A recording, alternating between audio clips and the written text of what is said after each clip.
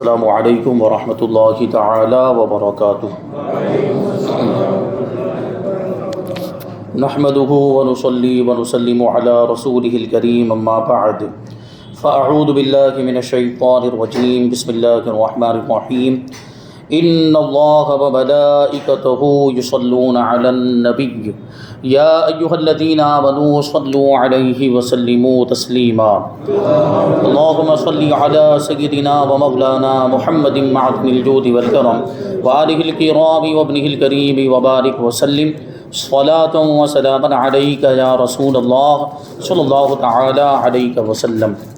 عزیزان ملت اسلامیہ، اللہ تبارک و تعالیٰ کا فضل و احسان ہے، آج کی یہ ہماری 17ویں محفل ہے دینی سوال و جواب کے سلسلے میں، اور آج بھی الحمدللہ ہمارے پاس کافی سوالات آئے ہیں، اور ان سوالات کو وقت میں جتنی گنجائش ہوگی اس کے اعتبار سے شامل کریں گے۔ اللہ تبارک و تعالیٰ ہماری اس محفل کو اپنی بارگاہ میں قبول فرمائے۔ آپ حضرات تشریف لائے، ہم آپ کا استقبال بھی کرتے ہیں اور آپ کا شکریہ بھی ادا کرتے ہیں، کیونکہ ہماری یہ محفل آپ لوگوں کی وجہ سے ہی کامیاب ہوتی ہے۔ آپ حضرات تشریف لاتے رہیں تو اسی طرح یہ سلسلہ کامیابی کے ساتھ آگے بھی چلتا رہے گا۔ اللہ تبارک و تعالی ہم سب کو نیک توفیق عطا فرمائے۔ اب بغیر کسی تاخیر کے ہم سوالات کو شامل کرتے ہیں۔ پہلا سوال یہ آیا ہے کہ اگر کوئی شخص پہلی صف میں کھڑا ہو اور اس کی ہوا خارج ہو جائے تو وہ کیا کرے؟ نماز توڑ دے، اور اگر نماز توڑ دے گا تو وضو خانے تک وہ کیسے جائے گا؟ باقی نمازیوں کو آگے کر کے کیا حکم ہے؟ رہنمائی فرمائے۔ یعنی نماز کے دوران کسی کا وضو ٹوٹ جاتا ہے تو اس کے دو طریقے ہوتے ہیں۔ ایک طریقہ یہ ہے کہ نماز کو وہیں پر توڑ دے، اور دوسرا طریقہ یہ ہے کہ بنا کرے۔ لیکن بنا کے جو شرائط ہیں نا، اس کی پابندی کرنا یہ سب کے بس کی بات نہیں ہے، خاص طور پر عوام کے لیے وہ مشکل ہے، اس لیے وہ بنا کا طریقہ جلدی بتایا نہیں جاتا۔ اس لیے بہتر یہی ہے کہ نماز کو وہیں پر توڑ دے اور وہ جائے، وضو کر کے واپس آئے۔ اور جائے گا کیسے؟ وہ جس صف میں کھڑا، پہلی صف کی بات کی ہے انہوں نے سوال کے اندر، پہلی صف میں اگر وہ شخص کھڑا ہے تو اپنے سے پیچھے والے کو اپنی جگہ پر کر دے، اس کے پیچھے والے کو اس کی جگہ پر کر دے، اس کے پیچھے والے کو اس کی جگہ پر، یعنی ہاتھ پکڑ کے آگے کر دے۔ اور یہاں پر اس کے جانے کا انداز کیسا ہونا چاہیے؟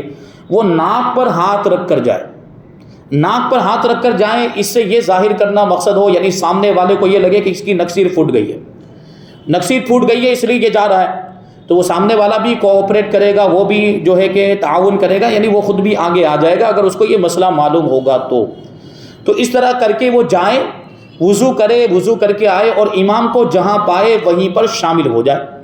مثال کے طور پر پہلی رکعت میں ایسا ہوا تھا اور وہ گیا اور نماز کو توڑ دیا، اب ظاہر سی بات ہے وہ جو رکعت پڑی ہے وہ شمار میں نہیں آئے گی۔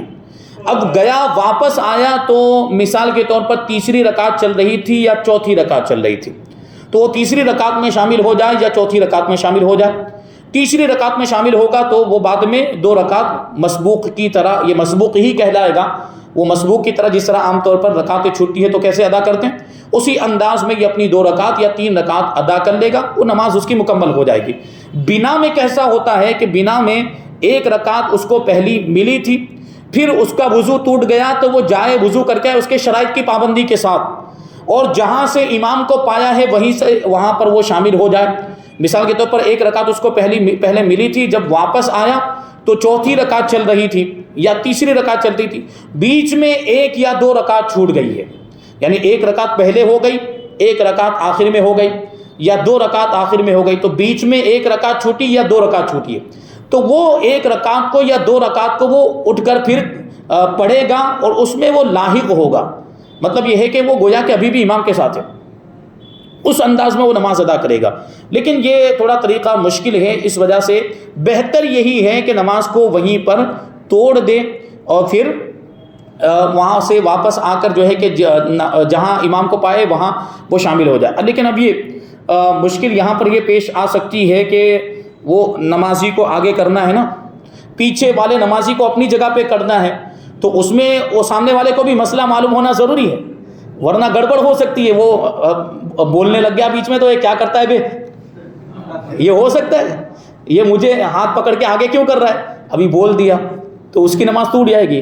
تو وہ سامنے والے کو بھی مسئلہ معلوم ہونا ضروری ہے۔ اگر خالی بے گمان ہے کہ وہ میری وجہ سے نماز توڑ دے گا تو وہیں رکا رہے، نماز کے مکمل ہونے کا انتظار کرے اور نماز مکمل ہونے کے بعد جائے اور پھر آئے، کیونکہ مجبوری ہے، ایسی صورت میں وہ جماعت چھوٹ بھی جائے گی تو معاف ہے۔ لیکن اگر ایسا لگتا ہے کہ لوگ اس کا ساتھ دیں گے، کوآپریٹ کریں گے، تو وہ اس طرح کر کے جائے اور وضو کر کے آئے۔ یہ ایک سوال مکمل ہوا۔ اب دوسرا سوال یہ ہے کہ صدقہ فطر کس پر واجب ہے؟ کیا سارے مرد اور عورت اور بچے سبھی پر واجب ہے، یا جس پر زکوٰۃ واجب ہے اسی پر صدقہ فطر واجب ہے؟ رہنمائی فرمائیں۔ تو دیکھیے، صدقہ فطر مالک نصاب پر واجب ہوتا ہے، اور یہاں نصاب سے مراد صدقہ فطر والا نصاب۔ زکوٰۃ کے نصاب میں اور صدقہ فطر کے نصاب میں تھوڑا سا فرق ہے، دو چیزوں کا فرق ہے۔ وہاں پہ سال مکمل ہونا ضروری ہوتا ہے، سال پورا ہو، ابھی مالک نصاب بنا ویسے ہی زکوٰۃ واجب نہیں ہو جاتی، سال پورا ہونے پر زکوٰۃ واجب ہوتی ہے۔ لیکن صدقہ فطر میں سال مکمل ہونا ضروری نہیں، کوئی عید کے دن بھی صبح شادی کے وقت مالک نصاب بن گیا تو اس پر بھی صدقہ فطر واجب ہو جائے گا۔ یہ ایک فرق ہوا۔ دوسرا فرق یہ ہے کہ زکوٰۃ جو ہے وہ مال نامی پر واجب ہوتی ہے۔ زکوٰۃ کے نصاب میں مال نامی کو ہی شمار کیا جاتا ہے، یعنی 3 طرح کا مال ہے: سونا چاندی، روپیہ پیسہ، مال تجارت اور سائمہ جانور۔ یہ 3 طرح کے مال پر ہی زکوٰۃ واجب ہوتی ہے، اور انہی کو زکوٰۃ کے نصاب میں شامل کیا جاتا ہے، گنا جاتا ہے، شمار کیا جاتا ہے۔ جبکہ صدقہ فطر کے نصاب میں غیر نامی اور نامی سب کو گنا جاتا ہے، یعنی یہ 3 طرح کے مال بھی اس میں شمار ہوں گے، اور اس کے علاوہ بھی حاجت اصلیہ سے زائد کوئی مال سامان ہے، اسباب ہے، گھر کا سامان ایسا جو حاجت اصلیہ سے زائد یعنی استعمال میں نہیں آتا ہے، تو وہ بھی اس میں گنیں گے، اور وہ ملا کر نصاب بن جاتا ہے، چاندی کا نصاب بن جاتا ہے، جو میں نے بتایا تھا۔ اس کی تفصیل پہلے آ چکی ہے، رمضان کے مہینے میں اس کو بیان کیا جا چکا ہے۔ تو اس کے اوپر بھی صدقہ فطر واجب ہو جائے گا، یعنی مال نامی اور مال غیر نامی حاجت اصلیہ سے زائد مل کر بھی اگر نصاب بن جاتا ہے تو اس پر بھی صدقہ فطر واجب ہوگا۔ اور اس میں مرد پر بھی، مرد اگر مالک نصاب ہے تو اس پر بھی صدقہ فطر واجب ہے، عورت اگر مالک نصاب ہے تو اس پر بھی صدقہ فطر واجب ہوگا۔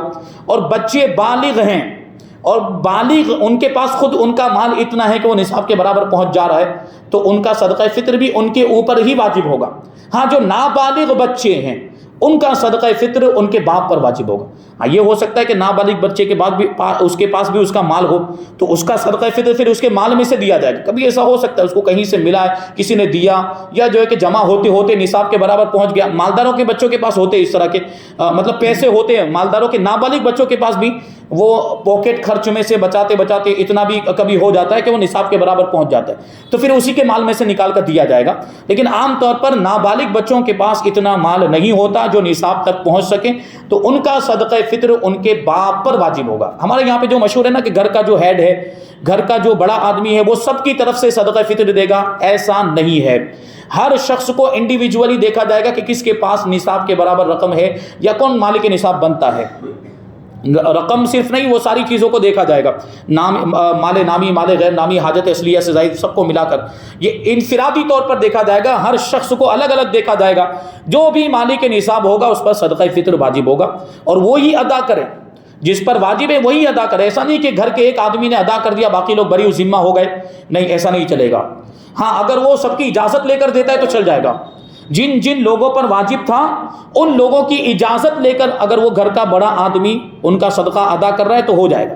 جیسے بیوی سے بھی اجازت لے لی کہ تم پر صدقہ فطر واجب ہے، تمہاری طرف سے میں دے دیتا ہوں۔ اپنے بالغ بچوں سے بھی اجازت لے لی جو مالک نصاب تھے کہ تمہارا صدقہ فطر میں ادا کر دیتا ہوں، سب نے اجازت دے دی، پھر وہ باپ نے اور شوہر نے ادا کر دیا تو ایسی صورت میں ادا ہو جائے گا، لیکن بغیر اجازت کے ادا کرے گا تو ادا نہیں ہوگا۔ تیسرا سوال یہ ہے کہ سواری پر 2 ویلر یا 4 ویلر پر اللہ لکھنا یا ماشاء اللہ لکھنا، براق یا القصوہ یا کسی بزرگ کا نام لکھنا کیسا ہے؟ رہنمائی فرمائیں، اور اگر جائز ہے تو اس کی بے ادبی نہ ہو ایسا کوئی طریقہ بھی ارشاد فرمائیں۔ تو اس کا جواب یہی ہے کہ یہ برکت کے لیے یہ نام لکھے جا سکتے ہیں، کلمہ جلالت، اللہ تبارک و تعالیٰ کا نام، اور اسی طریقے سے نبی پاک صلی اللہ علیہ وسلم کی مبارک سواریوں کے نام بھی لکھے جاتے ہیں۔ قصوہ بھی لکھا جاتا ہے، دلدل بھی لکھا جاتا ہے۔ جو حضور پاک صلی اللہ علیہ وسلم کی سواریاں تھیں وہ سواری پر، اپنی سواری پر لکھتے ہیں تاکہ حضور کی سواری کی برکت ہماری سواری کے ساتھ شامل ہو جائے، وہ حاصل ہو جائے، تو یہ برکت کے لیے لکھتے ہیں۔ ماشاءاللہ بھی کبھی لکھتے ہیں، ماشاءاللہ اس لیے لکھتے ہیں کہ نظر نہ لگے، کچھ مقصد ہوتا ہے اس کا۔ تو یہ نام، یہ چیزیں لکھنے کی اجازت ہے، لیکن یہ سب چیزیں ادب والی ہیں، ان کا ادب و احترام لازم اور ضروری ہے۔ تو اگر بے ادبی ہونے کا خوف ہو تو پھر لکھنے کی اجازت نہیں ہوگی، بے ادبی ہونے کا خوف ہو تو پھر لکھنے کی اجازت نہیں ہوگی۔ اور یہ بات آپ یاد رکھیں، کہ بے ادبی کا صرف یہی مطلب نہیں کہ اس پر پاؤں رکھ دیا جائے، بے ادبی کا صرف یہی مطلب نہیں ہے کہ اس پر کوئی گندی چیز گرے، یہ تو سب بے ادبی کی صورتیں ہیں۔ ایک صورت یہ بھی ہوتی ہے کہ اس پر پانی لگا، نارمل پانی، ناپاک پانی لگا تو وہ تو بے ادبی ہے ہی ہے، گندا پانی لگا تو وہ بھی بے ادبی ہے، اور صاف پانی بھی اگر لگا اور وہ صاف پانی وہاں سے بہہ کر زمین پر آ گیا، اب اس پانی پر بھی لوگ چل رہے ہیں، پاؤں رکھ رہے ہیں، تو یہ بھی بے ادبی ہے، یہ بھی بے ادبی۔ ہم اور آپ تعویذ دھو کر پیتے کہ نہیں پیتے ہیں؟ تعویذ دھو کر پیتے، کیوں پیتے ہیں؟ کہ وہ تعویذ جو پانی کے اندر ڈالا جاتا ہے تو تعویذ پر جو کچھ بھی لکھا ہوا ہے اس کی برکت پانی میں آ جاتی ہے، تو وہ پانی بھی برکت والا ہو جاتا ہے۔ اب اس پانی کا بھی ادب و احترام ضروری ہے جس میں تعویذ ڈالا گیا ہو، تعویذ بھگویا گیا ہو، یہ علاج کا ایک ذریعہ، ایک طریقہ ہے کہ نہیں؟ تو یہ بھی تو اللہ کے مبارک نام ہے، ماشاءاللہ اللہ یا لکھا ہوا ہے، یا جو سواریوں کے حضور پاک صلی اللہ علیہ وسلم کی مبارک سواریوں کے نام لکھے جاتے ہیں وہ بھی قابل احترام ہے، تو ان پر سے پانی لگ کر نیچے آئے۔ یا جو ہے کہ ایک چیز ہمارے یہاں پر بہت زیادہ ہے، وہ اپنے گھروں پر لکھتے ہیں ھذا من فضل ربی، یہ لکھا جاتا ہے، اپنے گھروں پر لکھا جاتا ہے، اب اس پر بھی بارش کا پانی لگتا ہے اور وہ بارش کا پانی پھر نیچے آتا ہے، زمین پہ آتا ہے، پھر لوگ اس پہ چلتے ہیں، یہ بھی ایک بے ادبی ہے۔ تو اس سے بھی بچنے کی کوئی صورت اپنائی جائے، کچھ ایسا اس کے اوپر بنا دیا جائے چھجا نما کہ اس کے اوپر پانی پہنچے ہی نہ، ٹھیک ہے، اس انداز میں۔ اور گاڑیوں وغیرہ میں بھی اس کا اہتمام ہو کہ وہ پانی لگ کر نیچے آ کر پھر اس کی بے ادبی نہ ہو، تو پھر وہ لکھنے کی اجازت ہوگی۔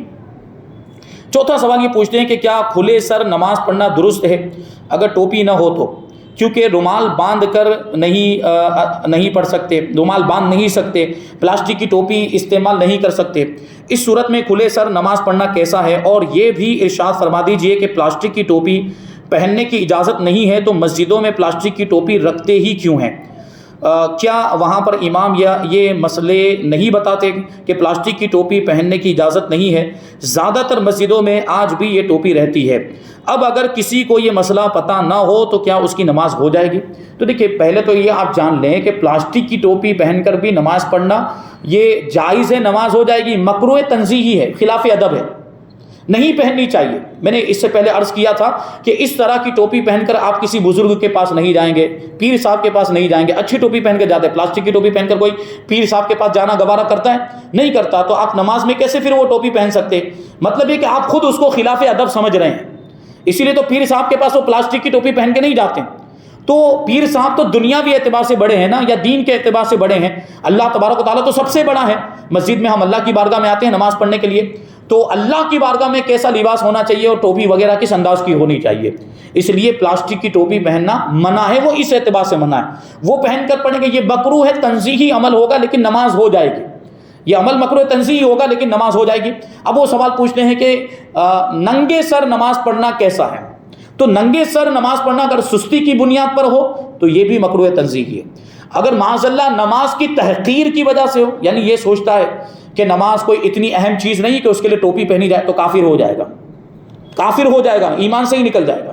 اور اگر خشوع و خضوع کے لیے پہنتا ہے تو مستحب ہے، یعنی ٹوپی پہننے کی وجہ سے، یہ حالانکہ ہوتا نہیں عام طور پر، لیکن مان لیجیے کسی کی طبیعت میں یہ بات ہے کہ ٹوپی پہنتا ہے تو ذہن ادھر ادھر جاتا ہے، حالانکہ یہ چیز بہت بعید ہے کہ کیا ٹوپی پہننے کی وجہ سے ذہن بھٹکتا ہے، مشکل ہے، لیکن ممکن ہے کسی کے ساتھ ایسا معاملہ ہو کہ ٹوپی پہننے کی وجہ سے نماز میں دل نہیں لگتا ہے، تو اس لیے وہ ٹوپی نہیں پہنتا، تو اس کے لیے اجازت ہے۔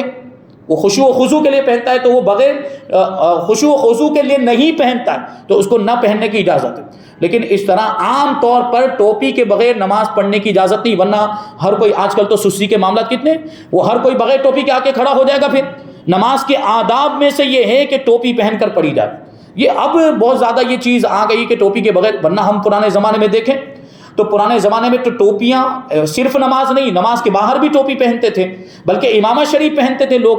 ہم اپنے بزرگوں کی، ہم دادا پردادا کی بات کریں تو وہ ٹوپی ہمیشہ پہنے رکھتے تھے، اور امامہ شریف بھی، ہمارے بعض بزرگ امامہ شریف بھی پابندی کے ساتھ پہنتے تھے، لیکن اب وہ چیزیں ختم ہوتی جا رہی ہے، تو ٹوپی پہن کر ہی نماز پڑھی جائے۔ اب سوال یہ آ جاتا ہے کہ ہم ٹوپی لانا بھول گئے، ہمارے پاس ٹوپی نہیں ہے، اور ننگے سر بھی نماز نہیں پڑھنی ہے اور پلاسٹک کی ٹوپی بھی نہیں پہن سکتے، تو دونوں میں سے پھر کون سا طریقہ اختیار کیا جائے؟ مین جو بنیادی سوال ہے نا وہ یہ ہے پوائنٹ، کہ پھر ایسی صورت میں وہ ننگے سر نماز پڑھے گا یا پلاسٹک کی ٹوپی پہن کر نماز پڑھے گا؟ تو اس کے لیے حکم یہ ہے کہ وہ پلاسٹک کی ٹوپی پہن کر ہی نماز پڑھ لے، کیونکہ یہ بھی مکروہ تنزیہی ہے، وہ بھی مکروہ تنزیہی ہے، اور اس کی جو کراہت ہے نا، ٹوپی پہن کر جو نماز پڑھنے میں جو کراہت ہے وہ اس کے مقابلے میں کم ہے۔ یعنی بالکل ننگے سر نماز پڑھنے کے مقابلے میں اس میں جو کراہت ہے وہ اور کم پائی جاتی ہے. اگرچہ وہ مکروہ تنزیہ ہے تو پھر وہ ٹوپی پہن کر ہی, اگرچہ پلاسٹک کی ہے, وہ ٹوپی پہن کر ہی نماز پڑھ لے. تو یہ جو مسجد والوں کے بارے میں پوچھا گیا, تو مسجد والوں کی یہ ذمہ داری بنتی ہے کہ وہ اس طرح کی ٹوپیاں مسجدوں میں رکھیں ہی نہ. یہ بنانے والے بھی پتہ نہیں کیوں اس طرح کی ٹوپیاں بنا دیتے.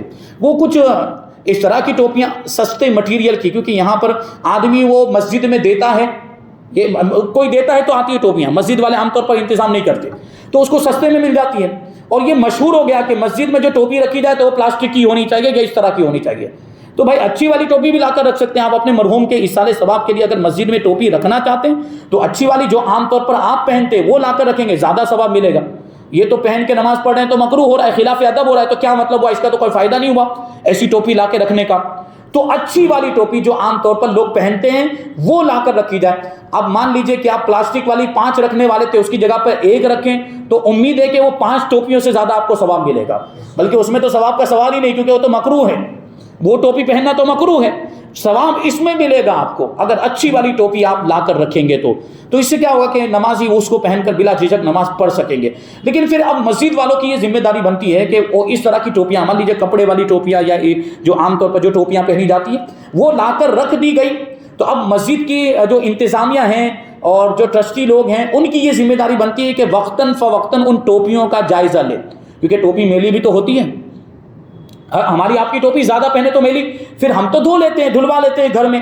تو یہ مسجد کی ٹوپیوں کا کیا بھائی, تو یہ بھی میلی ہو جائے تو اس کے دھلوانے کا انتظام کیا جائے. مسجد والوں کی اب یہ ذمہ داری بنتی ہے کہ اس کے دھلوانے کا کوئی انتظام کر, یا یہ کہ جس نے رکھی ہے وہ اگر اسی مسجد میں نماز پڑھنے آتا جاتا ہے تو وہ خود ہی دھلوانے کا انتظام کر دے. یہ بھی ایک ثواب کا کام ہو جائے گا, کیونکہ میلی ٹوپی پہن کر نماز پڑھنا بھی خلاف ادب, میلی کچیلی ٹوپی پہن کر نماز پڑھنا بھی خلاف ادب ہے. تو اس کو بھی دھلوایا جائے, اس کا بھی اہتمام کیا جائے. آگے 5واں سوال یہ پوچھتے ہیں کہ اس سے پہلے والے پروگرام میں نے ایک سوال کیا تھا کہ ایک حافظ صاحب نے اپنے بیٹے کی شادی میں 20,000 کا ڈی جے لگایا, تو اس میں یہ چیز بھی دیکھنے میں آئی کہ جس دن ان کے لڑکے کی شادی تھی یعنی شنیوار کو شادی تھی, اور اس کے ایک دن پہلے جمعہ تھا, تو جمعہ کے دن مسجد میں بیان ہوا تھا, تو اس بیان میں یہی سب چیزیں بتائی گئی, ڈھول تاشے ڈی جے وغیرہ کے اوپر سے امام صاحب نے تقریر کی.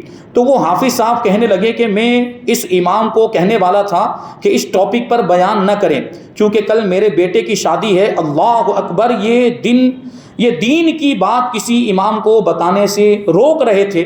ایسے لوگوں کے بارے میں کیا حکم ہونا چاہیے, رہنمائی فرمائے. اب وہ حافظ صاحب سوچیں نا کتنا بدبخت آدمی ہے وہ. ایک تو یہ حرام کام کر رہا ہے, اوپر سے امام صاحب بول رہے ہیں تو اس کو وہ بھی گوارا نہیں ہے. آج کا زمانہ ایسا اتنا خطرناک آ گیا نا, علماء تو الحمدللہ اپنی ذمہ داری نبھا رہے ہیں, یعنی لوگوں کی اصلاح کا فریضہ انجام دے رہے ہیں. امر بالمعروف اور نہی عن المنکر, بھلائی کا حکم دینا برائی سے روکنا, یہ اس امت کا فریضہ ہے. جب تک ایک گروہ یہ کرتا رہے گا وہاں تک سمجھے کہ آپ سلامت ہیں, محفوظ ہیں. جب سارے لوگ یہ کام بند کر دیں گے نا, اس دن عذاب آئے گا, تباہ و برباد ہو جائیں گے. یہ بات آپ یاد رکھیے گا. تو یہ علماء ہیں, ان علماء کی وجہ سے آج ہم محفوظ ہیں, ہم پر عذاب نہیں آ رہا ہے, اور یہ علماء کا احسان ہے. یہ علماء کرام نے لوگوں کو دین سے جوڑے رکھا. تو علماء تو اپنا فریضہ انجام دیتے ہیں, وہ تو بھلائی کا حکم دیتے ہیں. امر بالمعروف اور نہی عن المنکر فرض کفایہ ہے, اور وہ فرض کفایہ علماء ادا کر رہے ہیں. اور امر بالمعروف اور نہی عن المنکر سے روکنا گناہ کبیرہ ہے, حرام ہے. وہ جو حافظ صاحب نے کہا نا کہ میں روک دیتا, تو وہ حرام کا ارادہ کیا انہوں نے. کتنا بدبخت حافظ ہے وہ, حافظ قرآن کہلانے کے بھی لائق نہیں. کیا حافظ ایسے ہوتے ہیں؟ کتنا کمینہ آدمی ہے وہ. اللہ تبارک و تعالیٰ اس کو صحیح ہدایت عطا فرمائے, توفیق. ایک تو ڈی جے لایا 20,000 کا, اور اوپر سے گئے. آج کا ماحول یہ کہ شرابی کو شرابی کہو تو برا لگ جاتا ہے, جواری کو جواری کہو تو برا لگ جاتا ہے. بھائی تو پھر تو جوا کھیلتا ہی کیوں ہے, شراب پیتا کیوں ہے, اور جب پیتا ہے پھر تجھے کوئی شرابی کہتے ہے تو برا پھر لگتا کیوں ہے. یہ حال ہے. علماء کرام اگر شرابیوں کی برائی بیان کریں تو وہ کیوں بیان کیا, اور وہ اب ظاہر سی بات جو ایسا کرتا ہوگا اسی کو برا لگے گا. اب جوئے کی برائی بیان کرتے ہیں تو جو جوا کھیلتا ہوگا اس کو برا لگ جائے گا. تو پھر تو کرتا کیوں جب برا لگ رہا ہے. حالانکہ یہ برا لگنا اچھی بات ہے. برا لگ رہا ہے تو کہیں نہ کہیں مطلب اس کو یہ احساس ہے کہ میں غلط ہوں, ہو سکتا ہے اس کی بنیاد پر وہ سدھر جائے.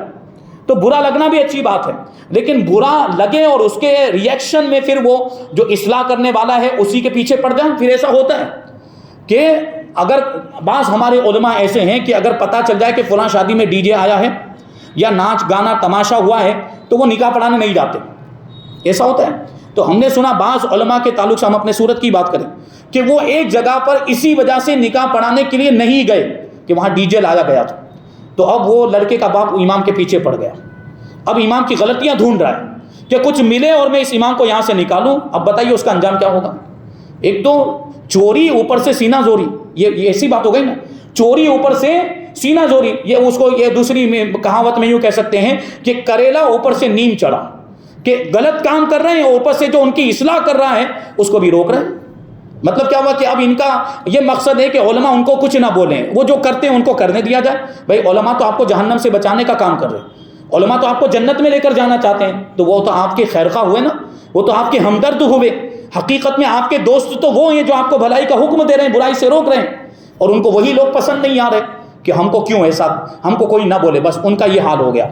تو ایسے لوگ جہنم میں جلیں گے، یعنی ایمان والے ہیں تو وہ گناہوں کی سزا ملے گی، آخر کار جنت میں جائیں گے، لیکن یہ گناہوں کی سزا تو بھگتنی پڑے گی۔ یہ حال ان لوگوں کا، یہ حافظ صاحب کا جو مسئلہ بیان کیا ہے، یہ کتنا بدبخت حافظ ہے، اب اس کو تو ہم حافظ کہیں گے بھی نہیں۔ سوال نمبر 6، ایک شخص نے میچ میں پیسے لگائے تو میں نے اس کو روکا اور کہا کہ یہ سب کھیلنا حرام اور ناجائز ہے، تو وہ کہنے لگا کہ میں اس میں جو بھی پیسے جیتوں گا وہ میں کسی دینی کام میں لگا دوں گا یا کسی مسجد میں دے دوں گا، اس کا کیا حکم ہے؟ حرام کام کر کے حرام پیسے کو مسجد یا مدرسے میں لگانا کیسا ہے؟ رہنمائی فرمائے۔ یہ مسئلہ پہلے آ چکا ہے، ضمناً آ چکا ہے۔ حرام پیسوں کے ذریعے سے دینی کام میں خرچ کرنا جائز نہیں، وہ بھی حرام ہے، بلکہ یہاں کفر کا اندیشہ ہے۔ حرام پیسے، حرام کمائی، یہ کتابوں میں لکھا ہے کہ کوئی شخص حرام کماتا ہے، پھر اسی حرام پیسے کو صدقہ کرتا ہے اور اس میں ثواب کی بھی نیت کرتا ہے، تو اس کو علماء نے کفر لکھا ہے۔ کیوں؟ کیونکہ حرام کمایا، اللہ تبارک و تعالیٰ کی نافرمانی کی، پھر اسی حرام پیسے کو اللہ کی راہ میں خرچ کر کے اسی پروردگار سے ثواب کی امید بھی رکھتا ہے جس کی نافرمانی کی ہے، تو یہ جو صورت بنتی ہے نا، یہ ظاہری طور پر مذاق کی صورت بنتی ہے۔ تو کیا کوئی اللہ تبارک و تعالیٰ سے مذاق کر سکتا ہے؟ یعنی اللہ تبارک و تعالیٰ تو اس سے پاک ہے کہ اس کے ساتھ کوئی مذاق کرے، لیکن یہ اپنے اعتبار سے سوچے نا کہ اس کا یہ عمل، اس کی صورت کیا بن رہی ہے، اس کی صورت مذاق کی اور استہزاء کی بن رہی ہے، اس لیے علماء کرام نے اس کو کفر لکھا ہے۔ یعنی وہ دینی کام میں نہیں لگا سکتا، حرام پیسوں کو کسی بھی دینی کام میں نہیں لگا سکتا، نہ مدرسے میں دے سکتا ہے نہ ہی مسجد میں دے سکتا ہے، اور مدرسے میں مسجد میں اس پیسے کو لگانے کی اجازت ہی نہیں۔ تو وہ جو حرام ذریعے سے مال حاصل کیا گیا، جس کے پاس سے لیا ہو اس کو واپس کرنے کا حکم ہے۔ جیسے سود کی رقم حاصل کی ہو تو جس کے پاس سے حاصل کی ہو اس کو واپس کر دے، بیاج کی رقم۔ لیکن اب یہ یہاں تو وہ میچ میں جو ہے کہ کمایا ہے، اب وہ عام طور پر وہ اپلیکیشن وغیرہ کے ذریعے سے یہ لوگ کما رہے ہیں، سٹے بازی، اس میں سٹا لگایا جاتا ہے، وہ بھی حرام، وہ جوا ہے، ایک طرح کا جوا ہے۔ قرآن پاک کے اندر بھی اس کی حرمت ہے، حدیث شریف کے اندر بھی اس کی حرمت بیان کی گئی ہے، تو یہ جائز نہیں ہے، اور وہ مال جو حاصل ہوتا ہے وہ حرام ہے، اس کا استعمال کسی بھی طرح کا استعمال جائز نہیں۔ مطلب کیا ہوا کہ دینی کام میں بھی نہیں لگا سکتا اور خود بھی استعمال نہیں کر سکتا، تو جس کے پاس سے لیا ہے اس کو لوٹا دینے کا حکم ہے، لیکن یہاں لوٹانے کی صورت نہیں ہے۔ تو حکم یہ ہوگا کہ بغیر ثواب کی نیت سے کسی فقیر کو دے دے، ثواب کی نیت کیے بغیر، کیونکہ ثواب کی نیت کرے گا تو پھر وہی بات ہو جائے گی، ثواب کی نیت کیے بغیر کسی فقیر کو دے دے، کسی ضرورت مند کو دے دے۔ 7واں سوال یہ ہے کہ جو نماز پر خانہ کعبہ، جا نماز پر خانہ کعبہ کی تصویر اور کسی مسجد کی تصویر بنی ہو تو اس پر نماز پڑھنا کیسا ہے؟ جا نماز سمجھے نا آپ لوگ، مصلی، تو اس پر کبھی خانہ کعبہ بنا ہوا ہوتا ہے یا کبھی کوئی مسجد بنی ہوتی، مسجد اقصیٰ یا مسجد نبوی، گنبد خضرا بنا ہوا ہوتا ہے، تو اس جا نماز اور مصلی کو استعمال کرنا کیسا ہے؟ تو اس کا جواب یہ کہ خلاف ادب ہے، نہیں کرنا چاہیے، کیونکہ آپ اس کے اوپر نماز پڑھیں گے تو اس پر پاؤں لگیں گے، خانہ کعبہ بنا ہوا ہے یا گنبد خضرا یا کوئی ادب والی چیز مسجد ہے تو اس پر آپ کے پاؤں لگیں گے یا گھٹنے لگیں گے، کم سے کم گھٹنے تو لگیں گے۔ سر رکھنے کی اجازت ہے، سر آپ اس کے اوپر رکھیں، یہ ادب کے خلاف نہیں ہے، لیکن گھٹنے رکھنا یہ ادب کے خلاف ہے، یا پاؤں رکھنا یہ ادب کے خلاف اگر وہ ہوتا ہے تو اس لیے اس طرح کے مصلی استعمال نہ کیے جائیں، وہ ادب کے خلاف ہوگا۔ 8واں سوال یہ ہے کہ جیسے کہ نماز میں امام کی اطاعت واجب ہے، تو اگر کوئی شخص امام سے پہلے سجدے میں چلا جائے اور اللہ اکبر بھی امام سے پہلے ختم کر دے، اور اسی طرح رکوع میں جاتے وقت، سجدے سے اٹھتے وقت اگر کوئی امام سے پہلے اللہ اکبر کہہ دے تو کیا حکم ہے؟ تو دیکھیے یہاں پر امام کی پیروی اور امام کی متابعت واجب ہے، تو پیروی اور متابعت کا مطلب یہ ہوتا ہے کہ سارے ارکان یا تو بالکل امام کے ساتھ میں ادا ہوں یا تھوڑا سا بعد میں ادا ہوں.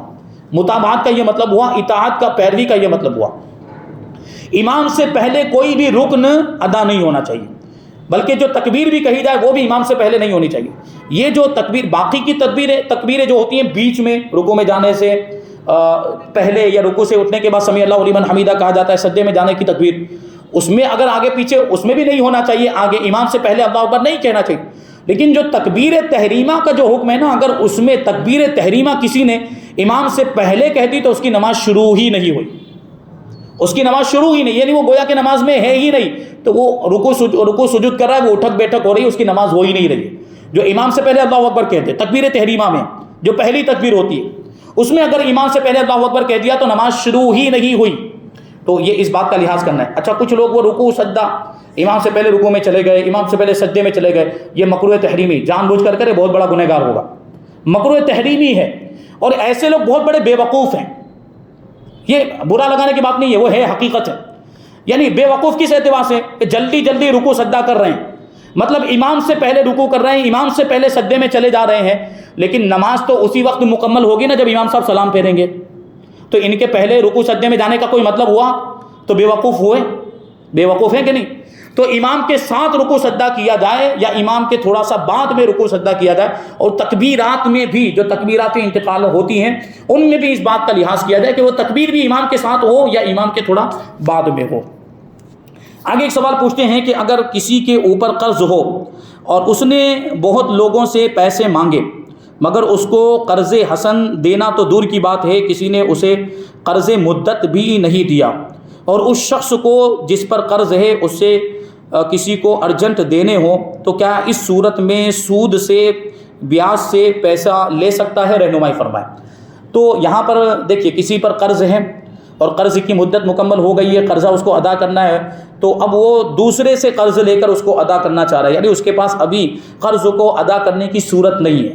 ظاہر سی بات، اگر اس کے پاس پیسہ ہوگا تو قرض ادا کر دے گا نا، دوسرے سے مانگنے کی ضرورت کیوں پیش آئے گی؟ تو اس نے دوسروں سے مانگا، ایک آدمی کے قرض کو ادا کرنے کے لیے دوسرے آدمی سے اس نے قرض مانگا، لیکن کوئی دینے کے لیے تیار نہیں ہوا. تو اس میں جو پہلا والا جو آدمی ہے نا جس نے اس کو قرض دیا ہے، اگر وہ مسلمان ہے تو اس کے لیے بہتر یہ ہے کہ اس کو مہلت دے، اس کی مجبوری کو سمجھتے ہوئے اس کو اور مہلت دے دے. بھائی چلیے 1 مہینہ اور آپ لے لیجئے اور انتظام ہو جائے، 1 مہینے کے بعد دے دیجیے گا. پھر اگر 1 مہینہ اور گزر جاتا ہے اس کے بعد بھی نہیں دے رہا ہے تو اور مہلت دے دے. یعنی واقعی وہ آدمی مجبور ہو تو یہ مہلت دینا بڑا ثواب کا کام ہے. اللہ کے رسول صلی اللہ علیہ وسلم فرماتے ہیں کہ اگر پہلی مرتبہ مہلت دی نا، ایک مدت مکمل ہو گئی، جیسے 2 مہینے کی مدت تھی، 2 مہینے مکمل ہو گئے، لیکن قرض کے ادا کرنے کی ابھی تک اس کے اندر استطاعت نہیں ہے، طاقت نہیں ہے، پیسہ نہیں ہے، کہاں سے قرض ادا کرے گا؟ تو یہ آدمی اس کو مہلت دے دے. جو قرض خواہ ہے، جس نے قرض دیا ہے، وہ اس کو مہلت دے دے. تو اب جتنے دن کی مہلت دے گا، ہر دن اتنی مقدار، جتنا اس نے قرضہ دیا ہے اتنی مقدار اس کو صدقہ کرنے کا ثواب ملتا رہے گا. 20,000 روپے مثال کے طور پر دیے ہیں اس نے قرض کے طور پر، تو اب اس نے مہلت دی، 1 مہینے کی اور مہلت دے دی، تو اب روزانہ اس کو 20,000 روپے صدقہ کرنے کا ثواب ملتا رہے گا. یعنی کتنا اہم جو ہے کہ کتنا آسان ذریعہ ہے ثواب کمانے کا. یعنی روزانہ 20,000 روپے خرچ بھی نہیں کرنے پڑ رہے ہیں اور روزانہ 20,000 روپے صدقہ کرنے کا ثواب نامہ اعمال میں لکھا جا رہا ہے.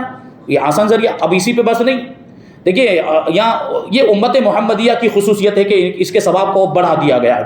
نبی پاک صلی اللہ علیہ وسلم ارشاد فرماتے ہیں کہ پھر وہ جو دوبارہ جو مہلت دی گئی تھی نا، اگر وہ بھی مکمل ہو جائے اور اس کے بعد بھی اور اس کے اندر طاقت نہیں آئی، یعنی 1 مہینہ بھی مکمل ہو گیا اور 1 مہینے کے بعد بھی اس کے اندر ابھی وہ قرضہ ادا کرنے کی طاقت نہیں آئی ہے، تو اس کو مزید مہلت دے دے. اس کو 1 مہینے کی اور، مثال کے طور پر 1 مہینے کی اور مہلت دے دے. تو اب یہ جو 1 مہینے کی مہلت دے گا نا، تو اب اس کو اس 1 مہینے میں روزانہ جتنی رقم اس نے قرض کے طور پر دی ہے نا، اس کی دگنا مقدار صدقہ کرنے کا ثواب ملے گا. یعنی 20,000 روپے تھا نا، تو اب روزانہ اس کو 40,000 روپے صدقہ کرنے کا ثواب ملے گا. کتنے بڑے بڑے ثواب کی بات ہے. تو وہ جو قرض دینے والا ہے نا، قرض خواہ، اس کے لیے یہ لازم ضروری ہے. اللہ تعالیٰ نے بھی خود ارشاد فرمایا کہ وَإِن كَانَ ذُو عُسْرَةٍ فَنَظِرَةٌ إِلَىٰ مَيْسَرَةٍ، کہ اگر جس نے قرض لیا ہے وہ تنگ دست ہے، غریب ہے، تو بہتر یہ ہے کہ اس کو مہلت دی جائے. وَأَن تَصَدَّقُوا خَيْرٌ لَكُمْ، اور اگر تم صدقہ کر دو، یعنی اگر اس کو معاف کر دو تو یہ تمہارے لیے اور بہتر ہے. اس میں بھی اور بہت زیادہ معاف کرنے میں بھی بہت زیادہ ثواب ہے. قرضہ معاف کر دینا اس میں بھی بہت بڑا ثواب ہے. تو یہ اس کو کرنا چاہیے. لیکن کبھی کبھی ایسا ہوتا ہے کہ یہ قرض لینے والا ہی ڈنڈی مارتا ہے. یہ قرض لینے والا ہی جو ہے کہ اس کی نیت نہیں ہوتی ہے قرضہ دینے کی. دیکھیے قرض لیا ہے تو قرض کو ادا کرنے کی نیت ہونی چاہیے. آپ یہ ضرور نیت رکھیں. قرض آدمی مجبوری میں قرض لیتا ہے, لیکن نیت ہونی چاہیے کہ میرے پاس آ جائے گا تو میں ادا کر دوں گا. اگر آپ یہ نیت رکھیں گے تو اللہ تبارک و تعالیٰ اس کے اسباب پیدا فرما دے گا. نیت ہو تو. لیکن آدمی کی نیت ہی خراب ہو, لے کر وہ بھول جائے یا یہ سوچے کہ نہیں دینا ہے آپ جاؤ, جو ہوگا وہ دیکھا جائے گا, تو پھر اس کی قرض کی ادائیگی کے اسباب بھی مہیا نہیں ہوتے, پھر وہ ادا کر ہی نہیں پاتا کیونکہ نیت ہی خراب ہو گئی. تو ایسے آدمی کے پاس اگر پیسہ ہے اور اس کے باوجود نہیں دے رہا ہے, پیسہ ہے, قرض ادا کرنے کی طاقت ہے اور اس کے باوجود نہیں دے رہا ہے, تو وہ جو قرض خواہ ہے نا, جس کا پیسہ ہے, اس کو اجازت ہوگی کہ وہ چھین کر لے لے. چھین کر لینے کی اجازت ہے. پیسہ ہے اس کے باوجود نہیں دے رہا ہے, تو اس کے جو قرض کی جنس پر اگر وہ قبضہ پا جائے, قابو پا جائے. عام طور پر تو روپیہ پیسہ ہی قرض کے طور پر دیا جاتا ہے, تو اگر اس کے روپیے پیسے پر جیسے 20,000 روپے دیے تھے اور اس کے 20,000 روپے اس کو مل گئے, کہیں رکھے ہوئے تھے, تو اس کی اجازت کے بغیر بھی اٹھا کے لا سکتا ہے. یہ کب ہے؟ جب قرض کی مدت مکمل ہو گئی ہو اور استطاعت طاقت ہونے کے باوجود وہ قرض نہ دے رہا ہو, تو یہ قرض خواہ کو شریعت نے اجازت دی کیونکہ اس کا حق ہے, وہ اٹھا کر بھی لا سکتا ہے. نہیں, بہتر یہ ہے کہ اس کو مہلت دے. لیکن یہاں تو مہلت دینے کا مطلب ہی نہیں. وہ مہلت کس کو دی جائے گی؟ جو غریب ہے, تنگ دست ہے, جس کے اندر طاقت نہیں ہے, اس کو مہلت دی جائے گی. اس کے پاس تو طاقت ہے, طاقت ہونے کے باوجود نہیں دے رہا ہے, تو یہاں اس کے مال کو اٹھا کر لانے کی بھی اجازت. مال مطلب وہ جو قرضے کی جنس کا مال ہے, یعنی روپیہ پیسہ قرض کے طور پر دیا ہے تو روپیہ پیسہ ہی اٹھا کر لا سکتا ہے. کوئی دوسری چیز قرض کے طور پر دی ہے تو وہی چیز, اسی کی جنس کی چیز اٹھا کے لا سکتا ہے, اور روپیہ پیسے کے بدلے میں کوئی اور چیز اٹھا کر لے آئے, اس کی اجازت نہیں ہے. تو یہ مسئلہ آپ ذہن میں رکھیں. 10واں سوال یہ پوچھتے ہیں کہ اگر کوئی شخص کھلم کھلا کبیرہ گناہ کرے تو ایسے کے جنازے میں شرکت کرنا ضروری ہے؟ رہنمائی فرمائیں. کھلم کھلا گناہ کبیرہ کرنے کی وجہ سے آدمی کافر نہیں ہو جاتا. گناہ کبیرہ کرنے کی وجہ سے آدمی وہ حرام کا مرتکب ہے, بہت بڑا گنہگار ہے, لیکن کافر نہیں, مومن رہتا ہے. گناہ کرنے کے باوجود بھی مومن رہتا ہے, اور ہر مومن کی نماز جنازہ پڑھی جا سکتی ہے, اس میں شرکت کر سکتے ہیں.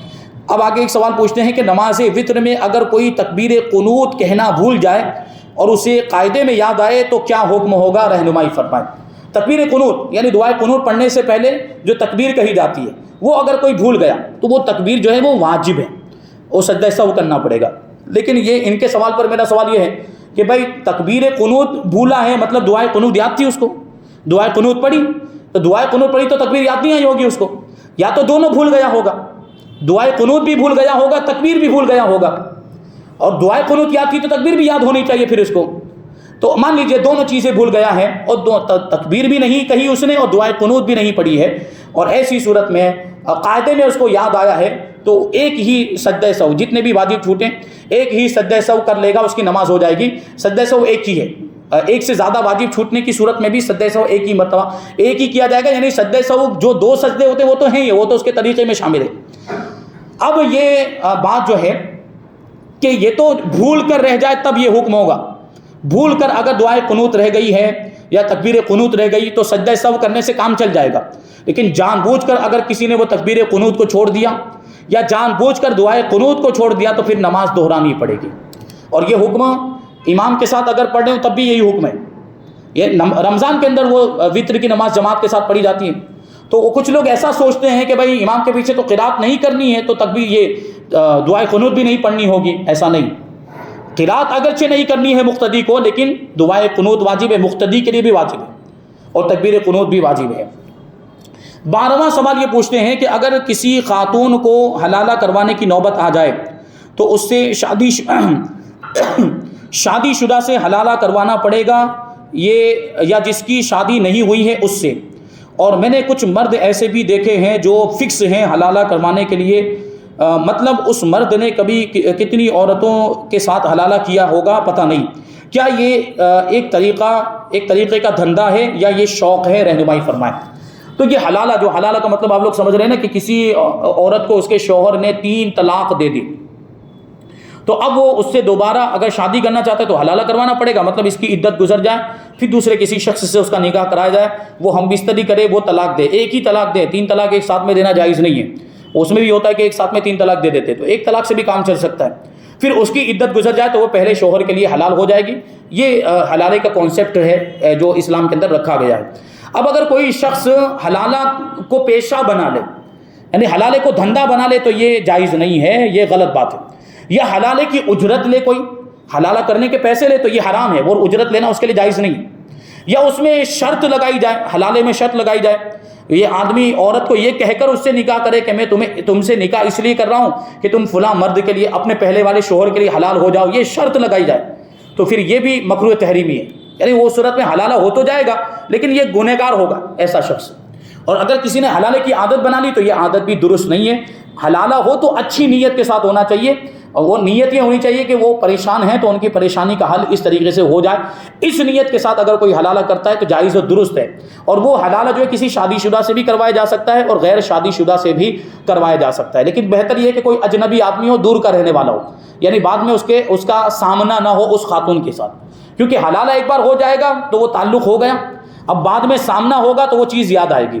اس لیے ایسے شخص سے حلالہ کروایا جائے جو دور کا اجنبی ہو, دور کا رہنے والا ہو, اور بعد میں اس کا سامنا نہ ہو, ایسے آدمی سے حلالہ کروایا جائے. لیکن وہ یہ دیکھا جائے سنی صحیح العقیدہ ہے کہ نہیں, ورنہ نکاح ہی نہیں ہوگا. جب نکاح ہی نہیں ہوا تو حلالہ کہاں ہو پائے گا اگر کوئی کافر ہے تو, عقیدے کا کافر ہے تو. اب آخری سوال شامل کر لیتے ہیں. کہتے ہیں کہ اگر کوئی شخص دور کے سفر پر جا رہا ہو اور اسے یہ گمان ہے کہ کہیں اس کا سامان یا پیسے وغیرہ چوری ہو سکتے ہیں, تو کیا اس صورت میں وہ سونے کی انگوٹھی پہن کر جا سکتا ہے؟ مرد کے لیے سونے کی انگوٹھی پہننا حرام ہے, جائز نہیں ہے. تو وہ سونے کی انگوٹھی پہن کر نہیں جا سکتا, اپنے ساتھ میں رکھ کر چلا جائے. تو اب سوال وہی آ جائے گا کہ بھائی وہ سامان چوری ہونے کا اندیشہ ہے تو پھر انگوٹھی بھی چوری ہو جائے گی. تو چاندی کی انگوٹھی پہن کر جائے, 4.5 ماشا سفر میں اتنے زیادہ کی ضرورت پڑے گی بھی نہیں. اب وہ سامان چوری ہو گیا, زیادہ سے زیادہ واپس آنے کے پیسے نہیں ہوں گے, تو چاندی کی انگوٹھی بیچ کر بھی کام چلایا جا سکتا ہے. بہت دور تو نہیں گیا ہوگا, اور آج کے زمانے میں اس کی ضرورت ہی نہیں ہے کہ وہ چاندی کی انگوٹھی لے کر پھر بیچ کر پھر وہ ٹکٹ خرید کر اس کے واپس. ضرورت ہے, ہر آدمی کے پاس موبائل ہے, یہ فون لگایا پیسے آ گئے, آ جاتے کہ نہیں آ جاتے ہیں, موبائل میں ہوتے ہیں, بینک میں ہوتے ہیں, یا کوئی بھی ذریعہ اختیار کیا جا سکتا ہے. بہت آسان ہے, ATM بھی ہے, اس میں سے پیسہ نکال لیا, یا جو ہے کہ کسی کی مدد مانگ لی. تو بہت سارے ذریعے ہوتے ہیں کہ سونے کی انگوٹھی پہننا ہی ضروری نہیں ہے, تو اجازت نہیں ہوگی. سونے کی انگوٹھی پہننے کی تو اجازت ہے ہی نہیں, اور ساتھ میں لے جانے کی بھی اب مطلب ضرورت نہیں ہے. وہ ساتھ میں لے جائے گا تو دوسرا سامان چوری ہوگا تو اس کے ساتھ وہ بھی چوری ہو سکتی ہے. یعنی جیب میں رکھنے کی ایسے اجازت ہے, پہننے کی اجازت نہیں ہے. لیکن انگوٹھی اگر جیب میں رکھنا چاہے تو رکھ سکتے ہیں, لیکن چوری ہونے کی بات ہے تو یہ بھی چوری ہو سکتی ہے. تو آن لائن یا جو ہے کہ یہ موبائل کے ذریعے سے پیسہ منگانا ممکن ہے, تو اس لیے یہ بھی نہ کیا جائے. تو الحمدللہ آج ہمارے پاس سوالات آئے تھے, تقریباً سارے شامل ہو گئے, 1-2 رہ گئے ہیں, تو انشاءاللہ تبارک و تعالیٰ اس کو ہم آئندہ پروگرام میں شامل کریں گے. اللہ تبارک و تعالیٰ کی بارگاہ میں دعا ہے کہ جو کچھ بھی بیان ہوا اس پر ہم سب کو عمل کرنے کی توفیق عطا فرمائے, شریعت کے مطابق, اسلام کے احکام کے مطابق زندگی گزارنے کی توفیق عطا فرمائے, ایمان کی سلامتی عطا فرمائے, اور ایمان پر ہی ہم سب کا خاتمہ فرمائے. وما علینا الا البلاغ.